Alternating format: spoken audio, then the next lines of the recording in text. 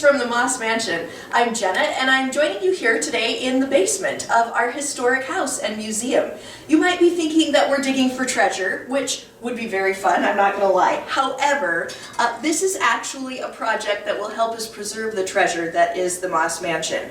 So in the basement, in addition to welcoming tour guests, this is also the area that props up the house. And when you look through our basement, we have these columns that are part of the support columns, and we've been experiencing a lot of issues lately. You can see here where you see some discoloration, and in other places all of this extra support is just breaking away. That is water and moisture that's wicking up through the ground. So we are doing an investigation, which means digging some holes. You'll see that we have a lot of evidence of moisture here. The stringers are just coming apart. I feel like I'm on an episode of This Old House, but it's This Old Moss Mansion.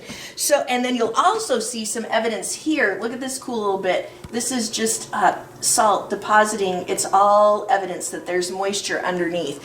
And you can see, how cool is this? The house is just built on, there's just dirt right underneath of this flooring. So we have a number of problems. We are investigating, and we are so fortunate to be able to fund this project as a result of last year's legislative bill, State Senate Bill 338, that was approved and will be giving us some funding to take care of this. So we'll be checking back with you. These holes are actually going to get bigger before we figure out what's happening. We want to see exactly what the pillars are standing on.